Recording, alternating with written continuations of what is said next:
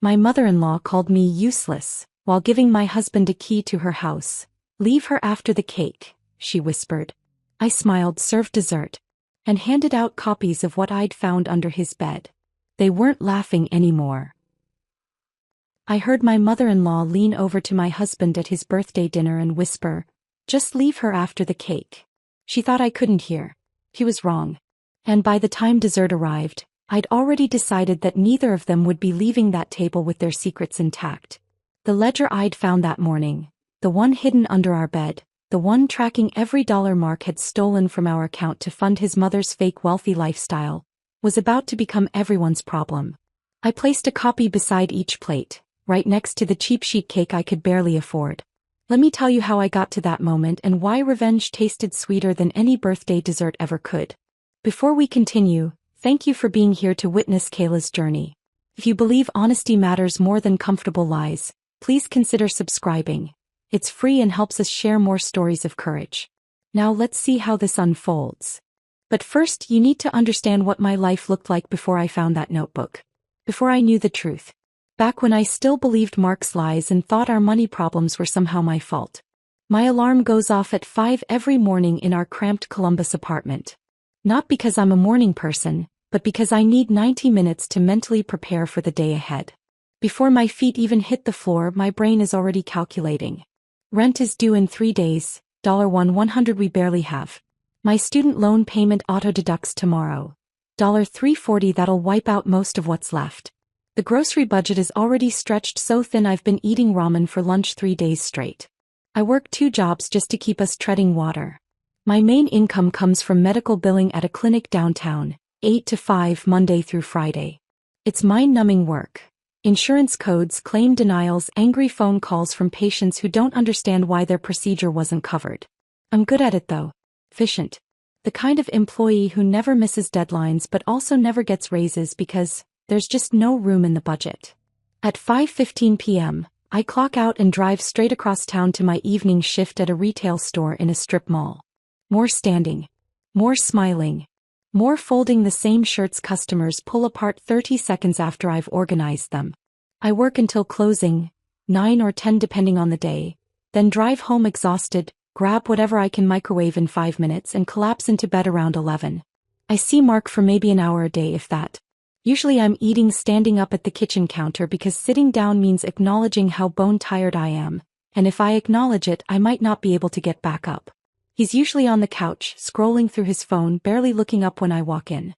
"Rough day?" he'll ask, not really listening to the answer. "How's work?" I'll try, already knowing what's coming. "Slow. You know how sales is. Feast or famine." Except we've been in famine for 8 months straight and I've been doing all the surviving for both of us. The apartment feels smaller every week. Not physically, it's a standard 1-bedroom, modest but adequate when we first moved in. But the walls seem to close in more with each passing month. Unopened mail piles up on the kitchen counter because I'm too anxious to face another bill I can't pay. The clutter isn't really about mess. It's about avoidance. Every envelope represents another number I'll have to juggle, another creditor I'll have to negotiate with, another piece of evidence that no matter how many hours I work, we're always behind. "It's just a rough patch," Mark tells me whenever I work up the courage to mention our finances. "My commissions will pick up soon. You know how it goes." But I don't know how it goes anymore. I used to believe him. Used to think we were partners working through hard times together. Now I'm not sure what we are. Mark has changed in ways I keep trying not to notice. He comes home later now, always with explanations that sound just a little too smooth. Traffic was bad. A client needed a last-minute meeting. He ran into an old buddy at the gas station and they got talking. Each excuse makes sense individually, but together they form a pattern I can't quite name.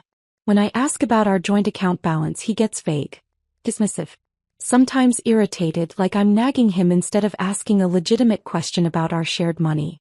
"I'm handling it," he says in a tone that shuts down further conversation. When I suggest maybe he could cut back on his weekly guys' nights, just temporarily, just until we're more stable, he acts like I've accused him of something criminal. I need to network, Kayla. That's how sales works. You can't just sit home and expect clients to materialize out of thin air. He used to be different. Back when we first got married, Mark was attentive, playful. He'd dance with me in the kitchen while waiting for water to boil. He'd leave little notes in my lunch bag. He'd actually defend me when his mother made one of her cutting remarks. Now conversations about money trigger something defensive in him, a wall that slams down so fast I've learned to just stop talking mid-sentence. You worry too much, he tells me, like my anxiety is the real problem here. I've started noticing other things too. Small things that don't quite add up. New running shoes he swears were on clearance, but when I checked the store's website later they were full price, $140. Restaurant charges on our credit card statement that I don't remember us making. Cash withdrawals that Mark dismisses as gas and groceries, even though we just went shopping and his tank was full yesterday. When I ask about these discrepancies he turns it around on me. Are you tracking my every move now? Do you not trust me? You're starting to sound paranoid, Kayla. This isn't healthy. And maybe he's right. Maybe exhaustion and financial stress have warped my perception. Maybe this is what happens when you work 80 hours a week and still can't get ahead. You start seeing betrayal in every shadow because you're too tired to see anything else. The intimacy between us has completely vanished. We share a bed but exist in separate silences. I feel more like his roommate than his wife. Some nights I lie awake wondering if there's someone else. If that's where the money goes. Fancy dinners with another woman, hotel rooms I'm unknowingly funding. The thought makes me sick, but at least it would be an explanation. The truth I'd discover was somehow worse. There is a third person in our marriage, but she's not a mistress. She's Lorraine, Mark's mother. And her presence in our lives is suffocating. Lorraine visits often enough that I've stopped being surprised when she shows up unannounced. She's always dressed like she's on her way to somewhere important. Designer clothes, expensive handbag, jewelry that catches the light. She tours our small apartment with thinly disguised disappointment, running her finger along surfaces, commenting on how cozy everything is. When Lorraine says cozy, she means cramped. She criticizes everything. My wardrobe is too simple. Our furniture is too college apartment. She asks, every single visit, why we haven't bought a house yet, as if down payments materialize through positive thinking and good intentions. She loves bringing up Mark's ex-girlfriend, Courtney. Such a lovely girl, Lorraine will say, looking directly at me. Came from a good family. Had such refined taste. I always thought she and Mark made a striking couple. Lorraine hosts family gatherings at her country club and makes sure everyone knows the score. She paid for Mark's college education. Built character, she says. Meanwhile, Kayla chose student debt as if 18-year-old kids from working-class families are just too irresponsible to be born into money. Every visit leaves me feeling hollowed out. Less than. Her perfume lingers in our apartment for days afterward, like physical evidence of everything I'm not: polished, successful, worthy of her son. And Mark never defends me. Not once. He retreats into silence or makes excuses. She's just old-fashioned, he says, like that explains casual cruelty. She means well, he insists, though I've never seen evidence of it. I learned to bite my tongue during Lorraine's visits. To smile until my jaw aches. To absorb her comments without reacting, because fighting back only makes things worse. Mark punishes me with days of cold silence if I dare object to his mother's treatment. So when Mark's birthday approached and he insisted on a proper dinner with his family, I knew exactly what I was in for. Another performance. Another test I'd inevitably fail. Just keep it simple, he said, barely looking up from his phone. Doesn't have to be fancy. But simple to Lorraine means catered. And we don't have catering money. We barely have grocery money. I spent my lunch breaks that week planning a menu I could actually afford. Clipping coupons. Buying store brands. Already bracing myself for Lorraine's barely concealed disappointment. 6 people confirmed initially. Then Mark casually mentioned a couple of cousins might come. Then an aunt. The count kept changing and he never asked if we had enough food. The morning of the dinner I was running late. I dropped an earring while getting dressed and got down on my hands and knees to find it in the dim space under our bed. That's when my fingers brushed against something that shouldn't have been there. A small leather notebook. Wedged between the mattress and the wall. I pulled it out, curious, opened it, and saw Mark's handwriting. Neat columns. Dates. Dollar amounts. My stomach dropped as I started reading. Transaction after transaction. Money I didn't know was missing. Entries labeled casino and personal, and most frequent of all, FEF, family emergency fund. One note written in Mark's casual shorthand made my blood run cold. Al's club dues. Kay doesn't know. Al was Lorraine. Kay was me. And I definitely didn't know. I sat there on our bedroom floor, the stupid earring forgotten, reading through 18 months of systematic theft. Our money, my money earned through exhaustion and sacrifice, funneled to his mother while I worked myself to the bone and she called me useless. Everything suddenly made sense. Why we were always broke. Why Mark got defensive about money. Why Lorraine could afford country clubs while I clipped coupons. I'd been funding my own humiliation. I heard Mark's key in the door and quickly shoved the ledger back under the bed. My hands were shaking. My heart was hammering. But when he walked in asking what time people were arriving for dinner, I somehow managed to smile. 6 o'clock, I said calmly. I didn't tell him what I'd found. I didn't tell him what I was planning. I just started making his birthday dinner, already knowing how it would end. I stood there holding that coffee pot, smiling at Mark like nothing had changed, while inside my head everything was reorganizing itself into a completely different picture. Thanks, babe, he said, taking the mug without really looking at me. What time did you say people were coming tonight? 6, I repeated, my voice steadier than I expected. He nodded, already scrolling through his phone. Cool. I'm gonna hop in the shower. Long day ahead. The moment I heard the bathroom door close and the water start running, I moved. Fast. Deliberate. I pulled the ledger back out from under the bed and opened my phone's camera. My hands were steadier now, functioning on some autopilot I didn't know I had. I photographed every single page. Every column. Every entry. Every damning notation in Mark's careful handwriting. 18 months of theft, captured in 63 photos. I shoved the ledger back exactly where I'd found it, wedged between mattress and wall, and transferred the photos to a cloud backup. Then another. I wasn't taking chances. By the time Mark got out of the shower, I was dressed for work, bag packed, looking completely normal. He kissed my cheek on his way to the kitchen. I smiled. Said something about traffic. In my car, I sat in the parking lot for 10 minutes before starting the engine, just staring at my phone screen, scrolling through the photos. The numbers were worse than I'd initially realized. $200 here. $800 there. $1,500 in a single day last March. The amounts varied, but the frequency was relentless. I opened our bank app and started cross-referencing. Every ledger entry matched. Every single one. Withdrawals I'd questioned. Transfers I'd been told were for investments or work expenses. That $1,200 Mark said went to fix his car. There it was in the ledger, marked FEFL's property tax. My commute to work blurred past in a dissociative haze. I kept seeing numbers. Dates. The casual shorthand Mark used like this was just routine bookkeeping and not systematic deception. The family emergency fund entries always spiked after Lorraine visited or called.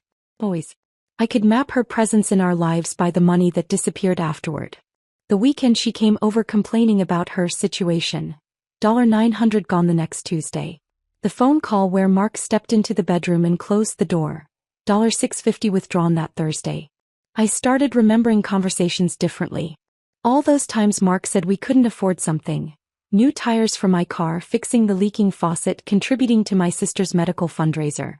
Now I understood why. The money existed. It just wasn't for me. It was for Lorraine. Last summer, Mark's cousin got married upstate. Beautiful venue. Weekend trip. I wanted to go so badly, but Mark said we couldn't swing the hotel cost.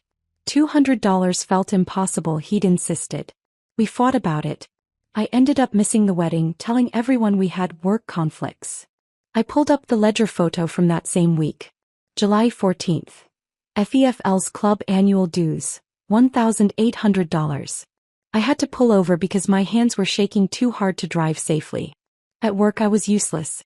I sat at my desk processing insurance claims by pure muscle memory while my brain spun through 18 months of lies. Every time Mark had said, "We're broke." Every time he'd made me feel guilty for wanting something small. Every time he'd suggested I was being irresponsible with money. He'd been gaslighting me while funding his mother's lifestyle. I pulled up old text messages. Found one from last spring. "Mom's going through a tough time. Just need to help her get through this rough patch. You understand, right?" I'd interpreted that as emotional support. Thought Mark was being a good son, spending time with his struggling mother. But the ledger told a different story. That week alone, $2,400 in FEF payments. During my lunch break, I sat in my car and did something I'd never thought to do before. I looked up public records for Lorraine's house. The beautiful home she'd lived in for 20 years. The one she always made sure to mention she owned outright. No mortgage, unlike some people. Except there was a mortgage. A second one taken out 3 years ago. And a lien filed last year by a credit card company. And property tax records showing she was 2 quarters behind.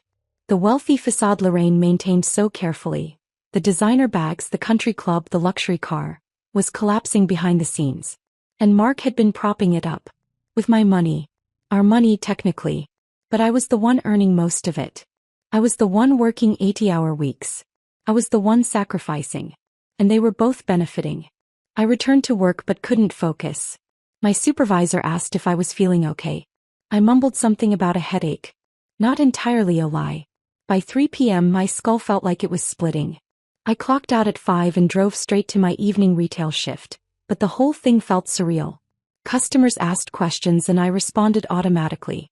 A woman wanted to return a blouse without a receipt. I processed it.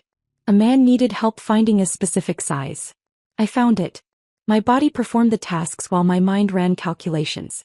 The dental work I'd postponed because we couldn't afford it. $100. That was less than Mark sent Lorraine in the first 2 weeks of January alone. The nights I'd eaten ramen and toast so we'd have enough for decent groceries.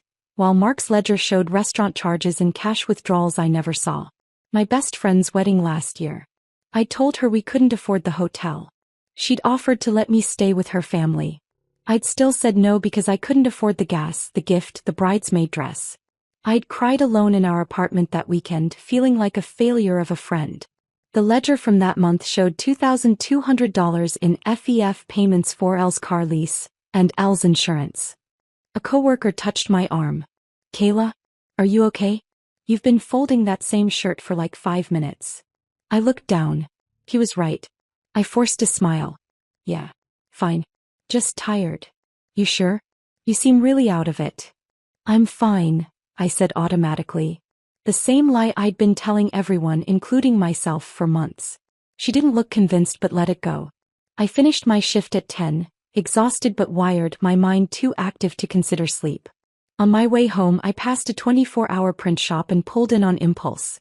The clerk barely looked up as I used their computers to access my cloud storage and print every single ledger photo. Twice.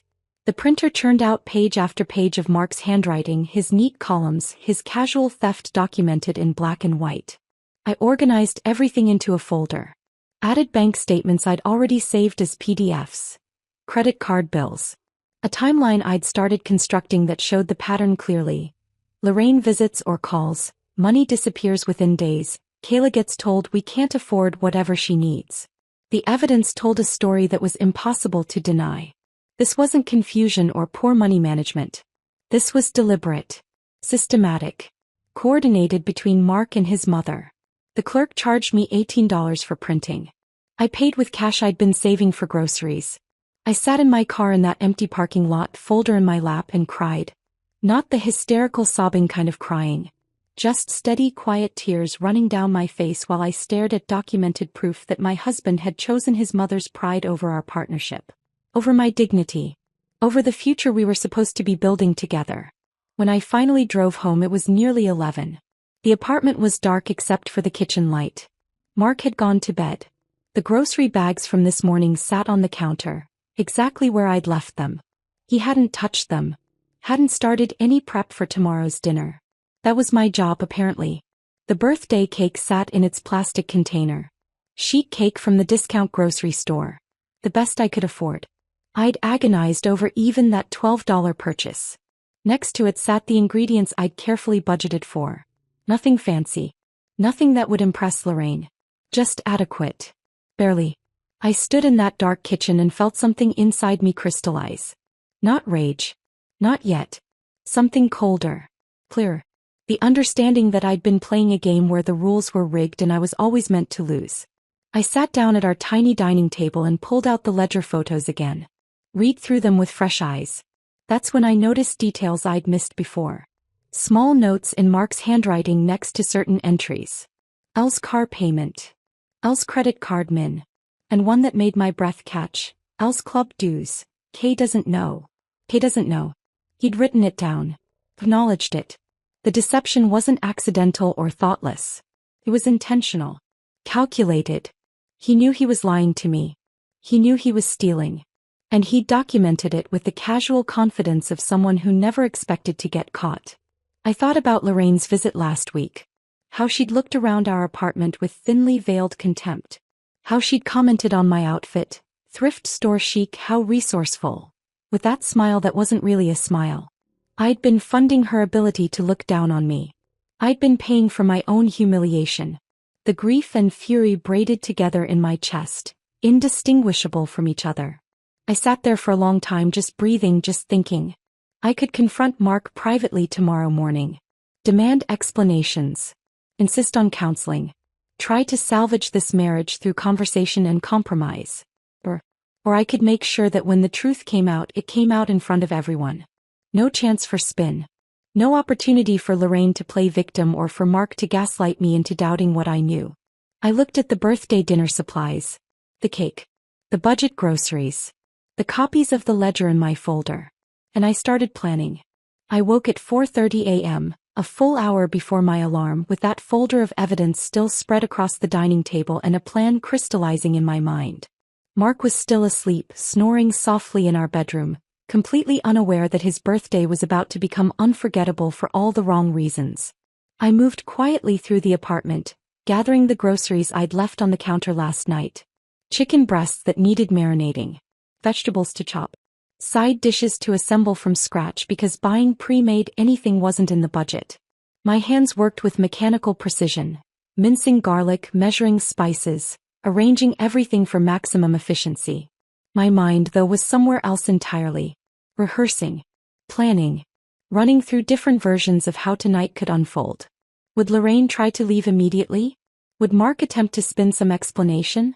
Would anyone believe me, or would they think I'd fabricated everything out of spite? I showered and stood in front of my closet for longer than necessary, finally pulling out a blouse Lorraine had commented on months ago. Trying too hard, dear, she'd said with that razor blade smile. Sometimes simple is more appropriate for your situation. I put it on deliberately. Applied makeup with steady hands, studying my reflection for any visible cracks in the composure I'd need to maintain for the next 12 hours. When Mark finally woke around 8, I brought him coffee in bed. Kissed his forehead. The gesture felt surreal, like I was watching someone else perform an action my body executed automatically.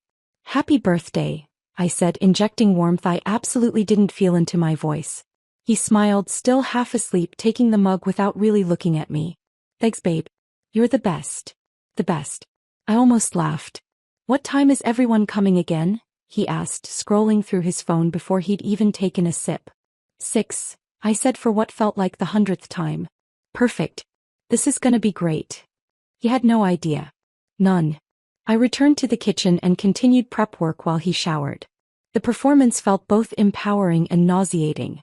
I was acting the role of devoted wife while planning his very public exposure, and some small part of me wondered if this made me just as deceptive as him. Then I'd remember Al's club dues. K doesn't know written in his casual handwriting, and the doubt would evaporate. Around 10 my phone buzzed. Mark, texting from the living room rather than just walking into the kitchen. Can you make those bacon wrap things? Mom loves those. No, please. No, if it's not too much trouble. Just an expectation that I'd comply. I typed back, sure. Another text 5 minutes later. Also remind me, you got white wine right? Mom doesn't drink red. I had bought the cheapest wine the store carried. Whatever color it was would have to be good enough. Got it covered, I replied. Third text. Did you get the good paper napkins? Aunt Linda notices that stuff. I stared at that message.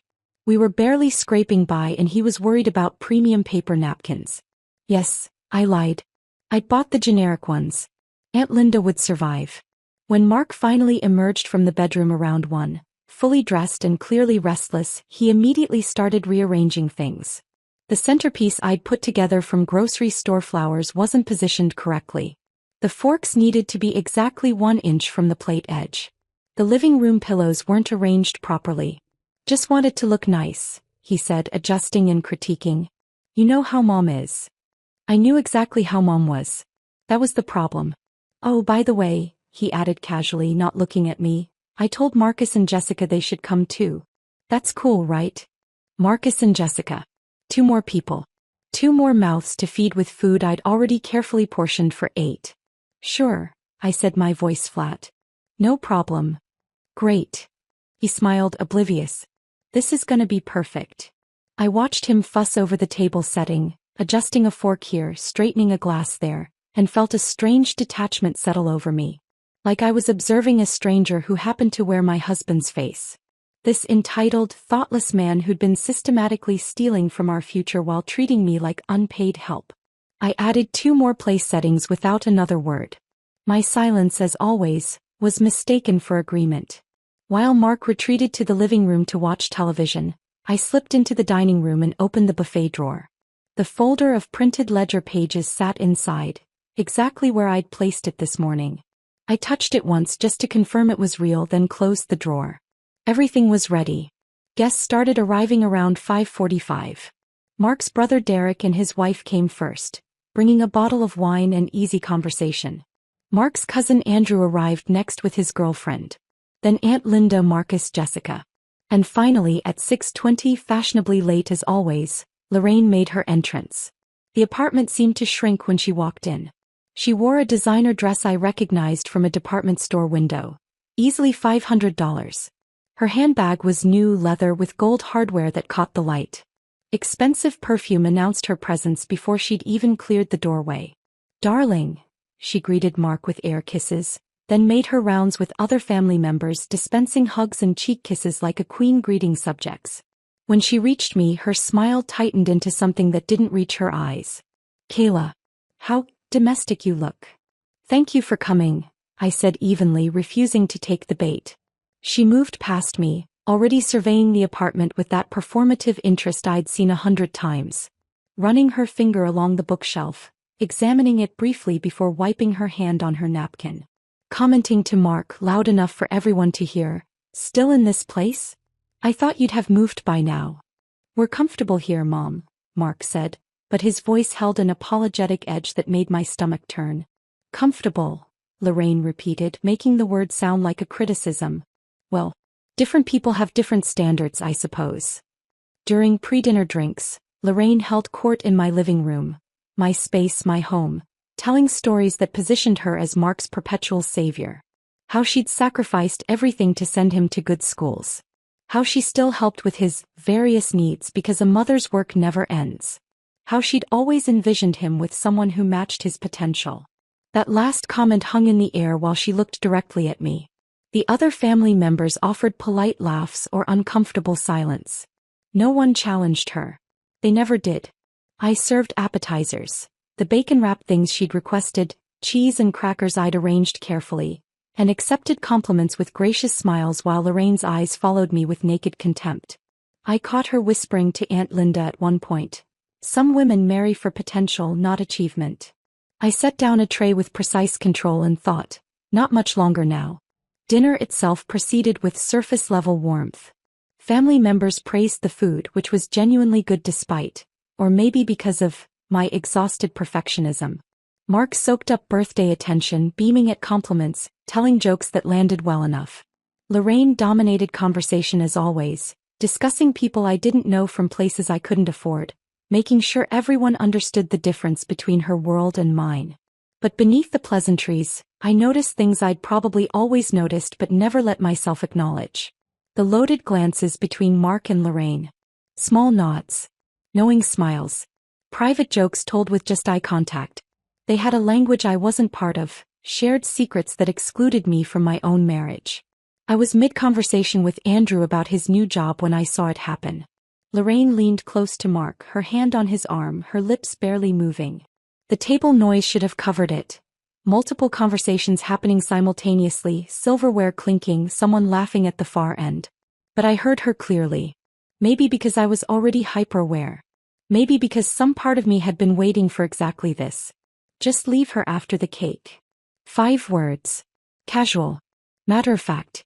Like discussing weekend plans or grocery lists. Mark didn't protest. Didn't look shocked. Didn't defend me.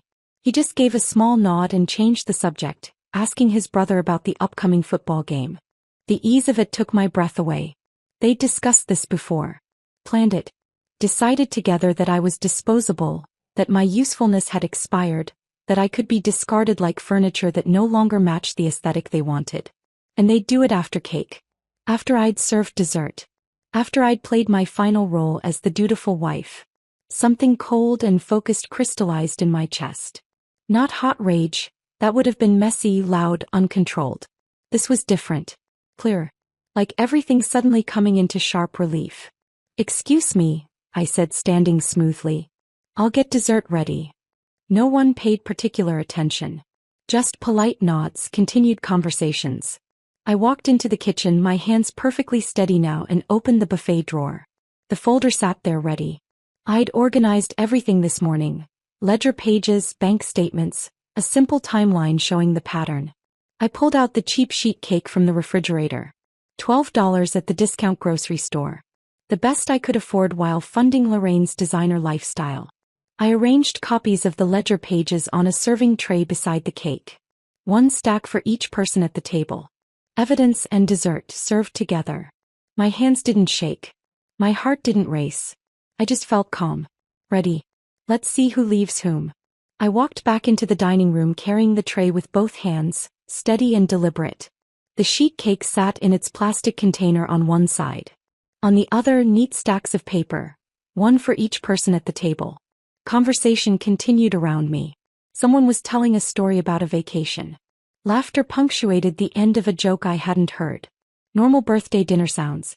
I set the tray down in the center of the table and began placing a stack of papers beside each plate. Methodical. Precise. Like I was dealing cards. The conversations tapered off as people glanced down, mildly confused. Mark's cousin picked his up first, squinting at it. Aunt Linda adjusted her reading glasses. Derek's wife unfolded hers carefully. Mark's expression shifted from confusion to recognition to pure panic in the span of 3 seconds. His hand shot out instinctively, reaching across the table like he could somehow gather all the copies before anyone read them. Too late. "I thought we'd share something important with Mark's birthday cake," I said, my voice calm and clear in the sudden quiet. "A complete accounting of where our money has actually been going." Lorraine's sister, Patricia, had her reading glasses on now, scanning the first page with increasing focus. "What is this?" "That's Mark's handwriting," I said simply. "His personal ledger. Tracking 18 months of transactions from our joint account." Mark made a sound, half protest, half plea. "Kayla, this isn't. We should talk about this privately." "Privately?" I repeated, still standing, not aggressive but absolutely immovable. "The way you and your mother privately decided to drain our savings? The way you privately lied to me about where our money was going?" I pointed to the highlighted sections on their papers. Casino withdrawals I was told were work expenses. Transfers I believed were going to retirement savings. And this, I tapped the page, the Family Emergency Fund. Which isn't a fund at all. It's direct payments to Lorraine. The word Lorraine instead of Mom or his mother landed with intentional weight. "This is absurd," Lorraine said, forcing a laugh that sounded brittle. "This is private family business and quite frankly I don't appreciate." "Is this from March?" Patricia interrupted, pointing at a specific entry. "This $1,800 payment?" Silence. "Because that's the same month you told me you couldn't help with Mom's nursing home costs. You said you were completely maxed out. Said you'd contribute when things improved." Lorraine's mouth opened. Closed. No words came out. Andrew, Mark's cousin who worked at a bank, let out a low whistle as he flipped through pages. This is systematic. Look at the frequency. The amounts." He looked up at Mark with something close to disgust.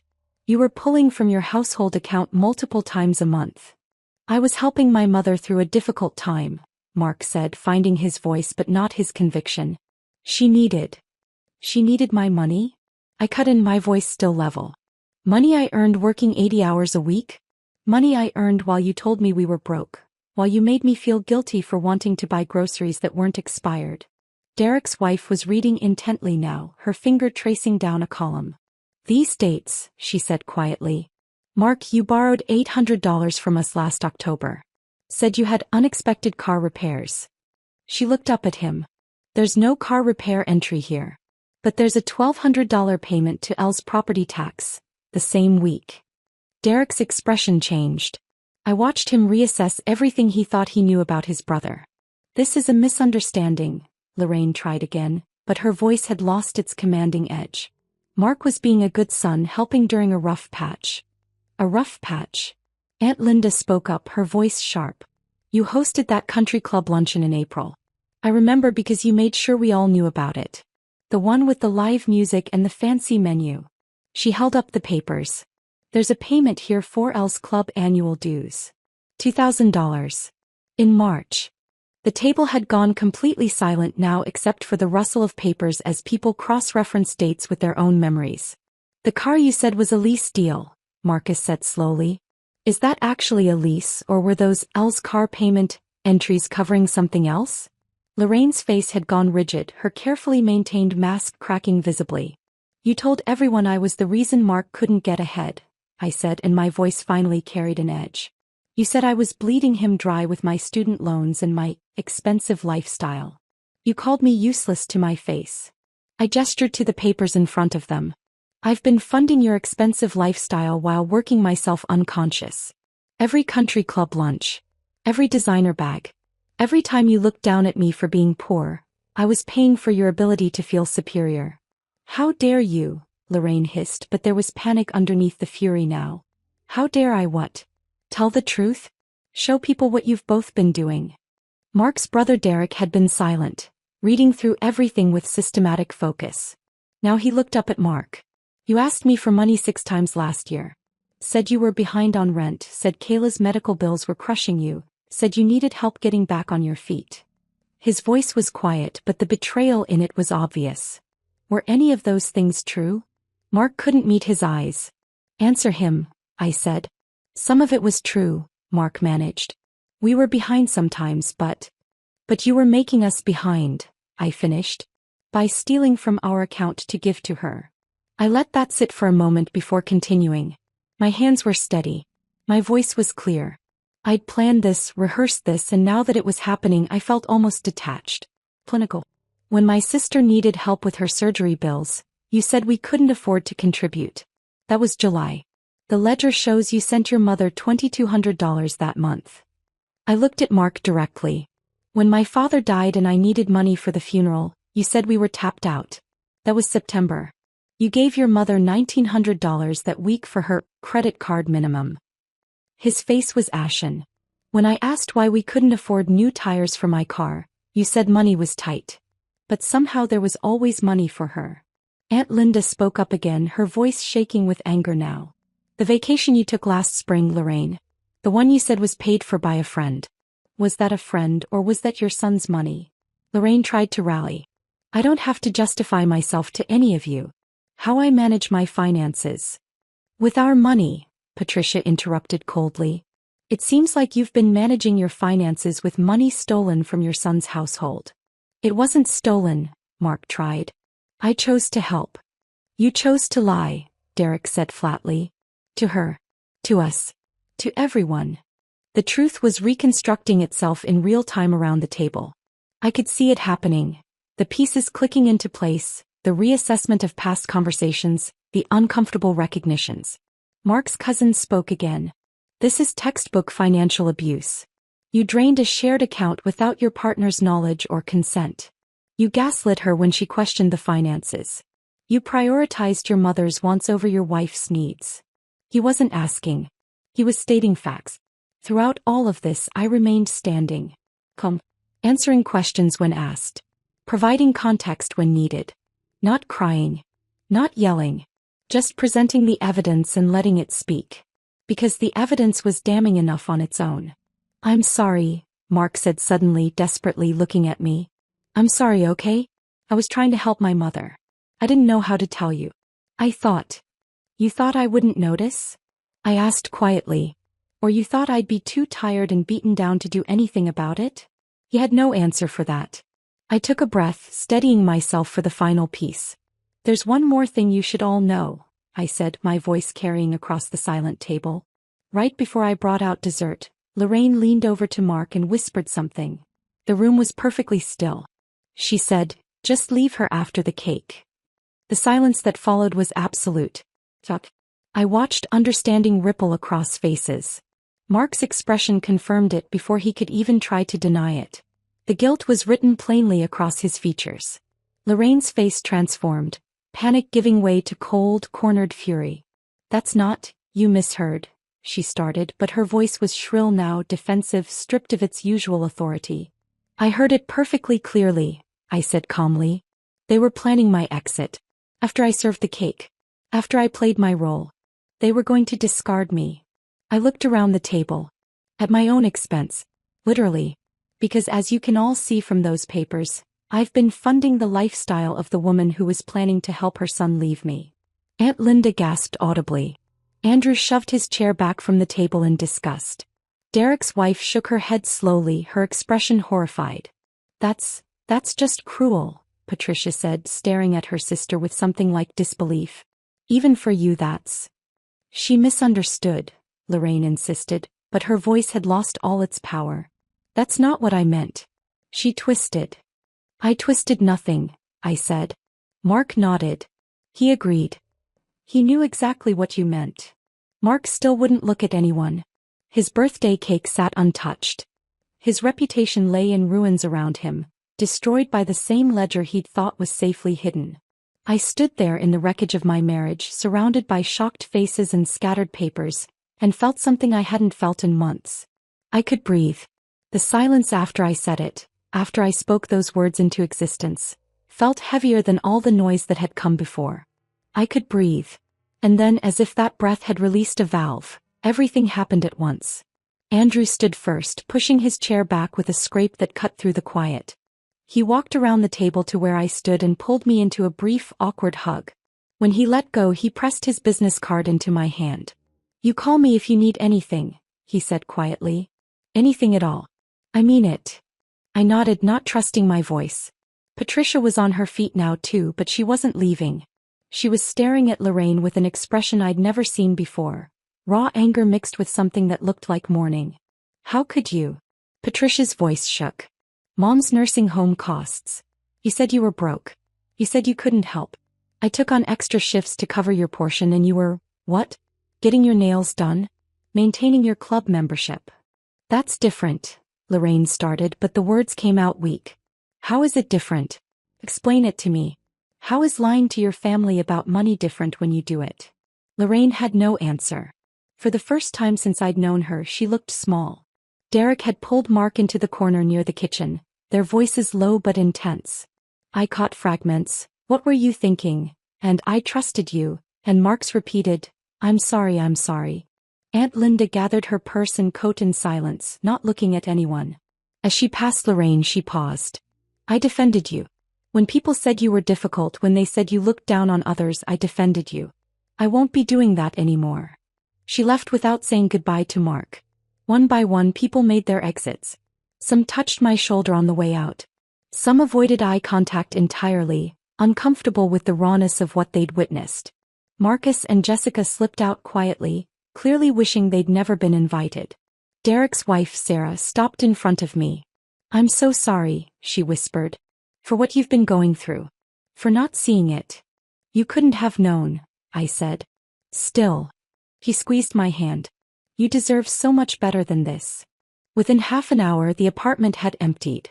The only people left were me, Mark, and the wreckage we'd created. Half-eaten food, scattered ledger pages, that sad birthday cake no one had touched. And Lorraine, still sitting at the table, her mask finally shattered completely. She stood abruptly, grabbing her purse with shaking hands. "This is your fault," she hissed at me. "You've destroyed this family. You've turned everyone against." "Get out," I said quietly. "Excuse me. Get out of my home. This is my son's home. I don't have to. It's my home too. My name is on the lease. And I'm telling you to leave." Something in my voice must have convinced her I wasn't backing down, because she gathered her things and swept toward the door with as much dignity as she could manufacture. She paused in the doorway looking back at Mark. Call me tomorrow. We'll fix this.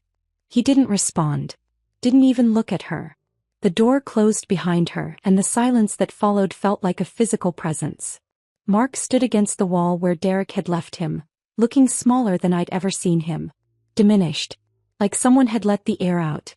Kayla, he said finally. Please. Let me explain. Explain what? All of it. I can explain. I don't want your explanations, Mark. I want the truth. And I already have that. I gestured to the papers still scattered across the table. 18 months of truth, documented in your own handwriting. I was trying to help my mother. She was struggling. So was I. I've been struggling. Working 2 jobs, skipping meals, going without things I needed so we could survive. And the whole time, you were stealing from me to fund her lifestyle. It wasn't like that. Then what was it like? Explain it to me in a way that makes sense. He opened his mouth. Closed it. Tried again. She's my mother. She raised me. She needed help and I couldn't just. You couldn't just tell me the truth? You couldn't just have an honest conversation about helping her? You had to lie? Gaslight me? Make me feel crazy for noticing we were always broke. I knew you wouldn't understand. That stopped me cold. I wouldn't understand? You never gave me the chance to understand. You just decided I was the enemy and acted accordingly. That's not, I didn't. You wrote Kay doesn't know in your ledger. You documented that you were deceiving me. That wasn't an accident, Mark. That was intentional. He had nothing to say to that. I felt exhausted suddenly.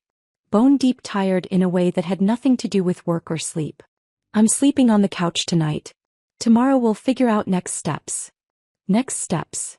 His voice cracked. What does that mean? It means I need space. It means I can't look at you right now. It means I don't know what happens next, but I know I can't share a bed with you tonight. Kayla, please. We can work through this. Couples therapy, whatever you need. I need to not be in the same room as you right now. I grabbed a blanket from the hall closet and a pillow from the bedroom, moving on autopilot. Mark followed me, still talking, still trying to negotiate terms like this was a business deal and not the destruction of our marriage. Don't do this. Don't shut me out. We can fix this. Some things can't be fixed. I turned to face him. Trust doesn't rebuild from rubble, Mark. You didn't just lie to me once. You lied systematically, repeatedly for 18 months. You gaslit me. You made me doubt myself. You worked with your mother to plan leaving me after the cake. I wasn't really going to. Weren't you? Because you nodded when she said it. You agreed. He looked away and that told me everything I needed to know. I made up the couch in silence while Mark stood in the doorway watching helplessly.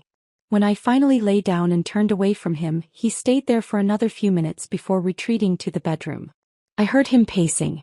Heard the bed creak as he sat down. Heard him get back up again. The apartment was small enough that every sound carried. My phone buzzed on the coffee table. I picked it up expecting more from Mark. Instead it was a text from Andrew. Seriously, call if you need anything. I've got a spare room if you need to get out of there. Another from Sarah. I'm so sorry we didn't see this sooner. You have our full support. Derek, I talked to Mark.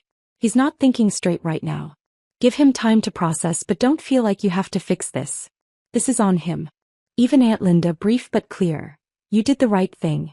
I screenshot each message, saving them somewhere I could access them later when the doubt inevitably crept in. As it would. I knew myself well enough to know that once the adrenaline wore off, I'd start second-guessing everything. Wondering if I'd overreacted. If I'd been too harsh. If I should have handled it privately. These messages would remind me that I wasn't crazy. That what happened was real and documented and witnessed. I opened my laptop and started searching. Tenant rights in Ohio. How to separate joint bank accounts. Average rent for studio apartments in my area. The practical realities of leaving started taking shape in spreadsheets and browser tabs. I could afford a small place on my own. Barely. It would be tight, but it would be mine. My money. My decisions. No hidden drains. No lies. The thought was terrifying and liberating in equal measure. Around 2 a.m, I heard Mark's door open. Footsteps in the hallway. I closed my eyes, pretending to be asleep. Kayla. His voice was soft. Tentative. I didn't respond. I know you're awake. I can tell. I opened my eyes but didn't turn around. What do you want, Mark? To talk. To fix this. You can't fix this. Not tonight. Probably not ever. Don't say that. Please don't say that. Go back to bed. How can you be so calm? Doesn't this hurt you at all? I finally turned to face him. He looked terrible in the dim light from the street, hollow-eyed, defeated. Of course it hurts, I said quietly. It's been hurting for months. I just didn't know why until I found that ledger. I'm sorry, he whispered. I'm so sorry. I know you are. But sorry doesn't give me back the money. Doesn't give me back the time. It doesn't rebuild the trust you spent 18 months destroying. What do you want from me? Right now. Space. Tomorrow? I don't know yet. But you don't get to demand answers from me when you spent over a year lying. He stood there for a long moment, then turned and went back to the bedroom. This time he closed the door. I lay on that uncomfortable couch, staring at the ceiling, and let myself feel everything I'd been holding back during dinner. The anger. The grief. The betrayal. The relief that it was finally over, even though I didn't know yet what over meant. My marriage was ending. Maybe it had ended months ago and I just hadn't realized it until I found that notebook. The tears came quietly in the dark. Not dramatic sobs, just steady, silent grief for the future I'd thought we were building and the person I'd thought I'd married. But underneath the grief was something else. Something that felt like the first breath after being underwater too long. Freedom. That word stayed with me as morning light crept through the living room window and my back protested the couch's lumpy cushions. I'd barely slept, but I felt more clear-headed than I had in months. I had work in 3 hours. I had a life to dismantle. And I needed to start now while my resolve was still sharp. I took photos first. Every room in the apartment. Every surface. Documentation of the condition we'd maintained, proof I'd left things intact. My phone's camera roll filled with images that would protect my security deposit if Mark tried to claim otherwise later. Then I started the mental inventory. What had I brought into this marriage? My grandmother's quilt. The bookshelf my dad built. Kitchen items from my first apartment. My clothes, obviously. The small desk I'd used since college. What was jointly purchased needed to stay at least for now. The couch I was sleeping on. The bed. The TV Mark had insisted on upgrading. Let him keep all of it. I wanted nothing that would require negotiation. I heard Mark's alarm go off in the bedroom. Heard him moving around. The shower started. I opened my laptop and navigated to our bank's website. It took 15 minutes to open a new checking account in my name only at a different bank entirely. I'd transfer my next paycheck there. And the one after that. He'd have no access. No way to drain it for his mother's next emergency. When Mark emerged, dressed for work, I was making coffee like nothing had changed. "Morning," he said cautiously. "Morning. Did you sleep okay?" "Fine."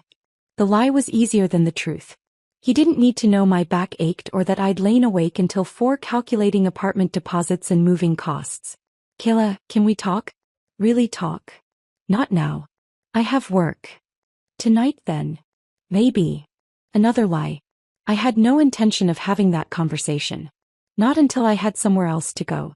He left for work 20 minutes later and I spent my morning making phone calls. First to my bank, removing Mark from any communications about my student loans. Then to the internet provider, changing the account password. Then to every shared streaming service, every app, every digital footprint of our joint life. Each changed password felt like locking a door he'd never have the key to again. During my lunch break, I met Andrew at a coffee shop halfway between our workplaces. He'd texted that morning offering to connect me with someone who could explain my legal options. "This is Melissa," he said, introducing me to a woman in her 30s with kind eyes and a professional demeanor. "She's a paralegal. Does family law stuff. She agreed to meet with you off the clock." Melissa ordered tea and got straight to business. Andrew gave me the basics. Joint account, systematic withdrawal without your knowledge, no kids. "No kids," I confirmed. "That simplifies things. Ohio is an equitable distribution state, but since you're not filing for divorce yet, you're just separating, right?" "Right." "Then your main concerns are financial disentanglement and protecting yourself from future liability. You've already opened a new account." "This morning." "Good. Stop contributing to the joint account entirely." Transfer only what's legally yours. Half of the current balance, no more. Document everything. If there are joint credit cards, you need to know the balances. He could rack up debt and you'd be equally liable. My stomach dropped. How much debt are we talking? Pull your credit report. Today. Make sure you know exactly what you're dealing with. She walked me through the next steps. Document everything. Keep copies of the ledger. Screenshot any threatening or manipulative texts. Know my rights as a tenant. I could stay in the apartment if my name was on the lease, or I could leave and he'd be responsible for the full rent. He might try to guilt you, Melissa warned. Say you're abandoning him, that you're being cruel. Don't engage. Keep everything factual and documented. Emotion is his weapon. Facts are yours. By the time I returned to work, I had a clear action plan. It felt like armor. That evening Mark tried again. I talked to a therapist about us. He said over microwaved leftovers neither of us was really eating. She has availability next week. Couples session. I'm not interested in couples therapy. Why not? We need help working through this. You need help. I need distance. That's not fair, Kayla. I made a mistake. People make mistakes. This wasn't a mistake. Mistakes are accidents. This was 18 months of intentional deception. I was trying to help my mother. By stealing from me. By lying to me. By making me feel crazy for noticing we were always broke. His expression shifted to something harder. You're being unreasonable. Lots of couples deal with financial stress. That doesn't mean you just give up. There was the defensiveness I'd been waiting for. I'm looking for my own place, I said calmly. What? I can't live like this. I need my own space. You're leaving me? I'm leaving this situation. What happens to us, I don't know yet. But I can't stay here. This is insane. You're throwing away 3 years of marriage because you stole from me. Repeatedly. Systematically. With your mother's encouragement. And when caught, you planned to leave me anyway. I wasn't really going to. You nodded when she said it, Mark. Don't lie to me about what I saw. He stood abruptly, his chair scraping against the floor. Fine. Leave. See if I care. See if you can even afford rent on your own. And there was the real concern. Not losing me. Losing my income. I'll manage, I said quietly. He stormed into the bedroom and slammed the door. I cleaned up dinner alone, then returned to my laptop and pulled my credit report like Melissa had advised. My hands shook as I logged in and waited for the information to load. The joint credit card showed a balance of $8,400. Higher than I'd thought. Much higher. I scrolled through recent charges. Restaurants I'd never been to. Cash advances I'd never authorized. A jewelry purchase last month for $600. Jewelry. I looked at my bare ring finger. I'd stopped wearing my wedding band after the dinner. Where was that $600 jewelry? I pulled up Mark's social media out of morbid curiosity. There 3 weeks ago was a photo his mother had posted. Lorraine wearing a new necklace thanking my generous son for an early birthday gift. $600. On our credit card. For her. I screenshot everything. The next day, Derek showed up at the apartment unannounced. Mark was at work. Derek had Chinese takeout and an apologetic expression. I should have said something sooner, he said, setting the food on the counter. I knew something was off with Mark's stories. They never quite made sense. It's not your fault. Still, I lent him money. Believed his excuses. And the whole time Derek shook his head. Sarah and I talked. We're done helping Lorraine. He lied to us too. Said she couldn't afford her medication copays. We found out she spent $300 at a spa that same week. I'm sorry you're dealing with this too. Don't apologize. You're the victim here. He looked at me seriously. When you're ready to move, call me. I'll help. Sarah will too. No questions asked. Why are you being so nice to me? Because someone should be. And because Mark's my brother, but that doesn't make what he did okay. Some of us actually care about doing what's right.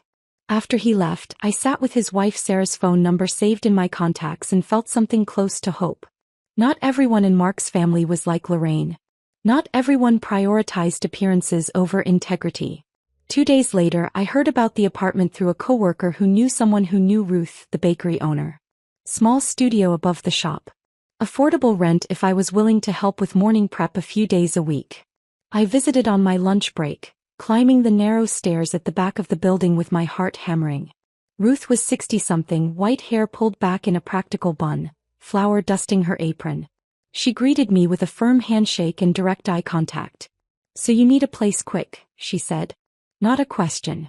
"Yes." "Leaving someone?" No judgment in her tone. Just fact-seeking. "Yes." "Good for you. Took me too long to leave my first husband. Wish I'd done it sooner." He showed me the space. One room really. Kitchenette along one wall. Bathroom barely big enough to turn around in. Slanted ceilings that gave it character. Old hardwood floors that creaked. Windows facing east, letting in morning light. Smelled like bread. Warm and yeasty and comforting. "Rent $650 a month," Ruth said. "But if you can help downstairs a couple mornings a week, maybe 4 to 7 a.m., I'll drop it to $500. And you can take home day-old bread. Saves me from tossing it." $500. I could manage that. Barely. But I could manage it. Morning shifts would be mixing dough, shaping loaves, basic prep. Nothing complicated. "I'll train you." I looked around that small, bright space and imagined waking up here.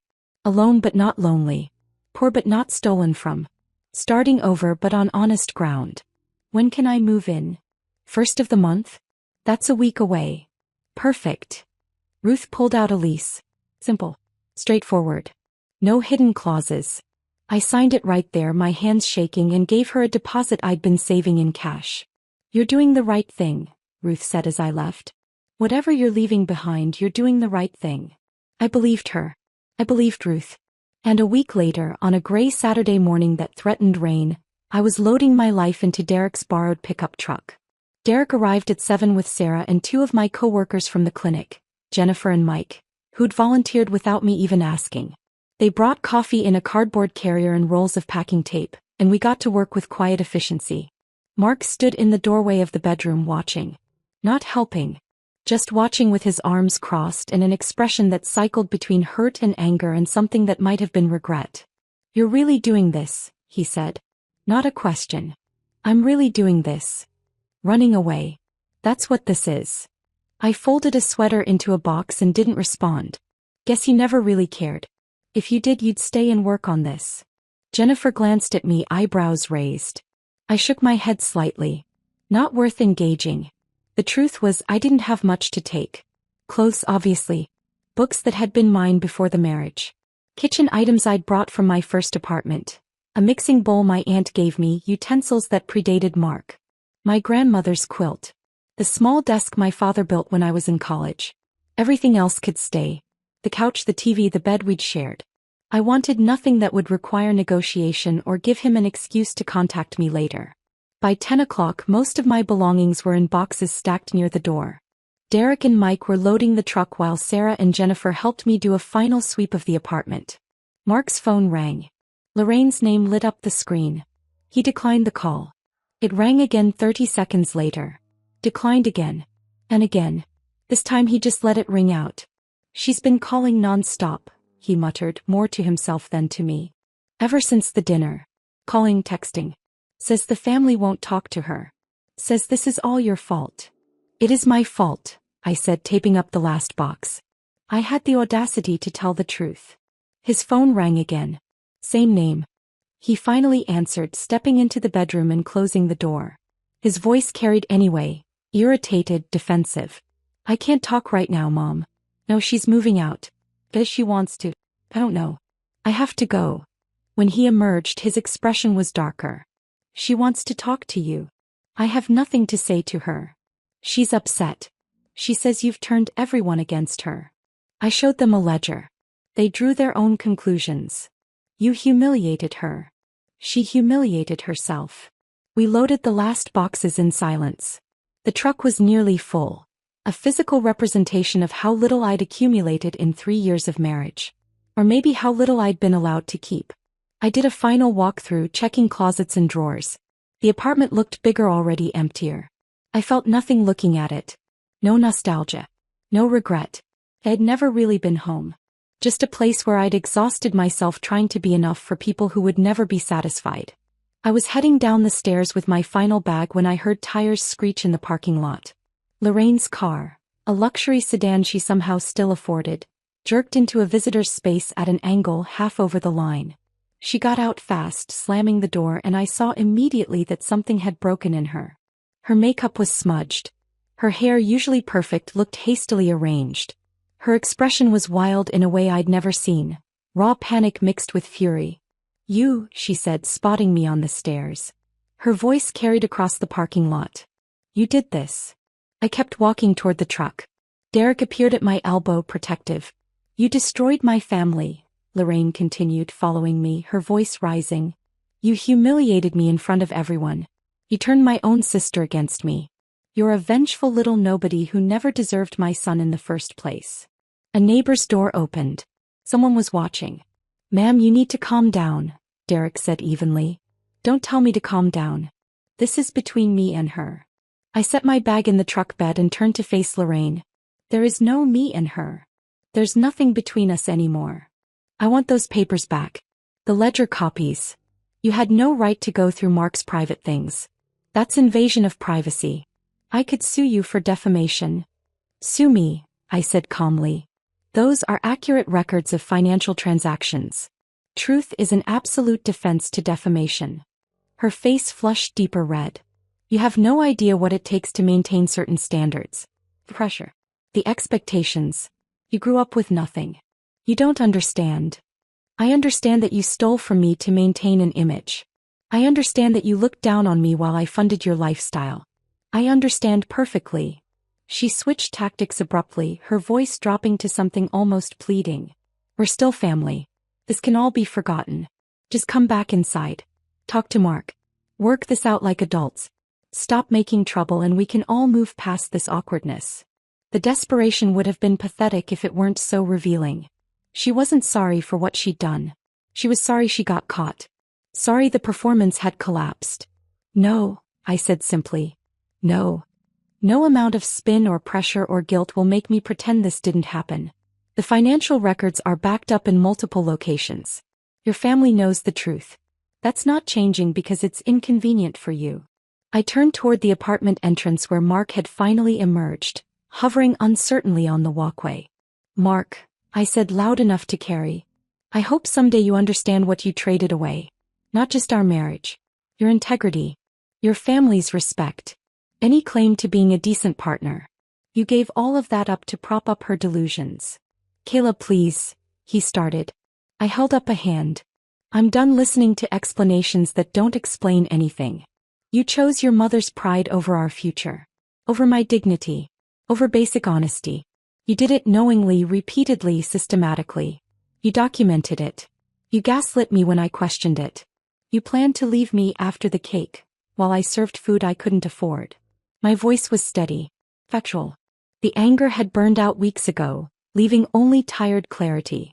That's not something sorry fixes. That's not something therapy fixes. That's who you chose to be. So now you get to live with that choice. Mark opened his mouth. Closed it. He had nothing to say that would matter. "Thank you," I said to Derek and Sarah. "For everything." Derek nodded. "Anytime." I climbed into the passenger seat of the truck.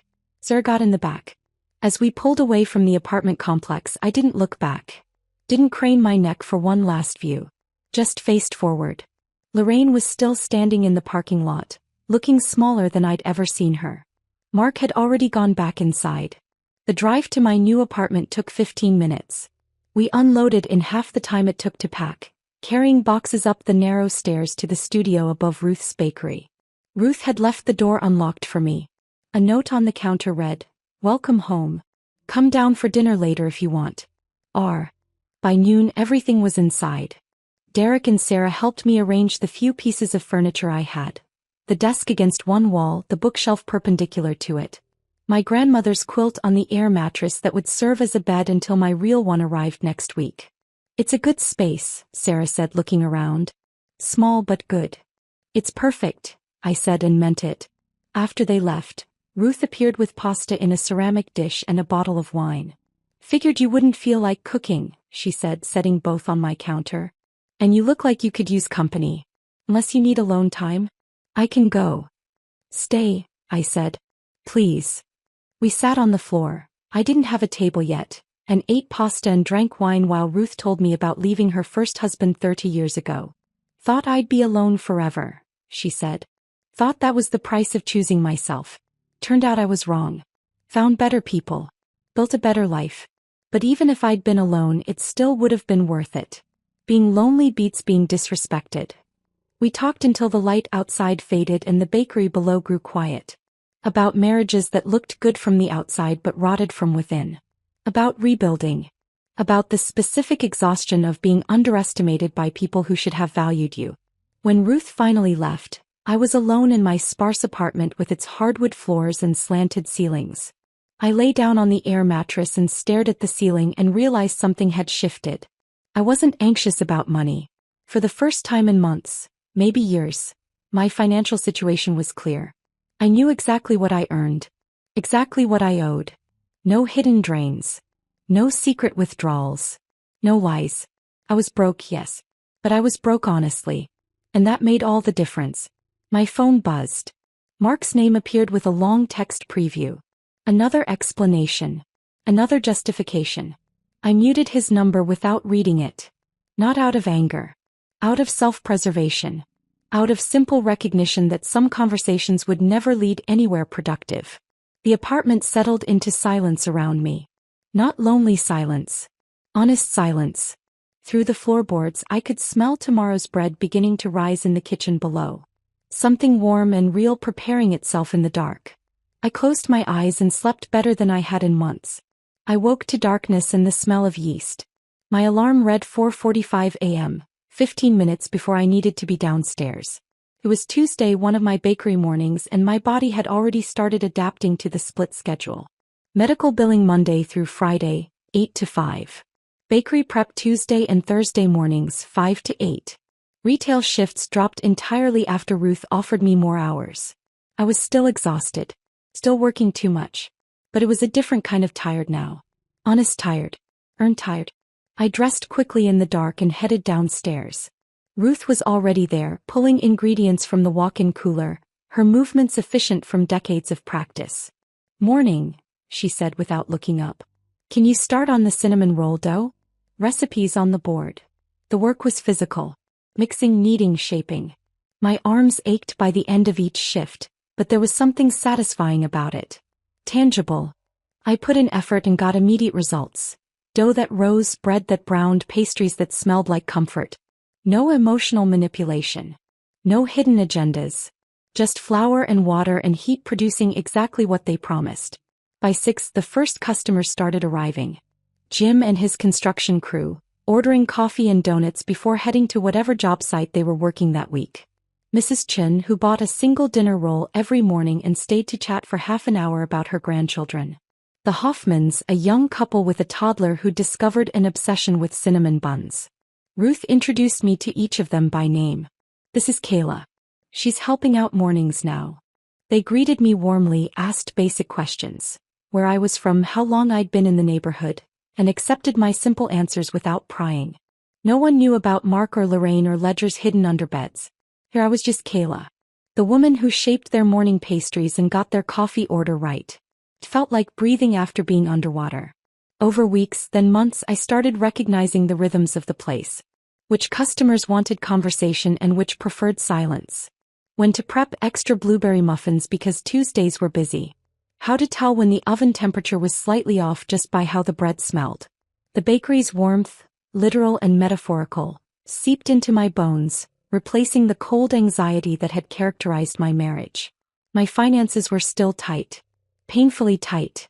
But for the first time since the wedding I could see them clearly. I knew exactly what came in. Exactly what went out. No surprises. No hidden drains. I set up a simple budget on a spreadsheet. Rent, utilities, student loans, groceries, phone. Everything accounted for. Nothing mysterious. There was no surplus. Some months I had $20 left over. Some months I had nothing. But there was also no one stealing from me behind my back, and that absence of betrayal felt like wealth. I opened a savings account, something I'd never been able to maintain when I was with Mark. Started depositing $5 or $10 whenever I could spare it. The amounts were laughable. Insignificant. But watching that balance grow from $0 to $47 over 2 months felt like a genuine victory. Small dignities started accumulating.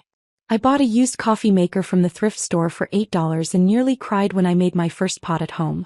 No more $4 coffee shop purchases I couldn't afford. Just decent coffee I'd made myself. I got a haircut at a budget salon. $12. The stylist did a good job, and when I paid I felt absurdly proud. No guilt. No justification. Just a simple transaction for something I wanted.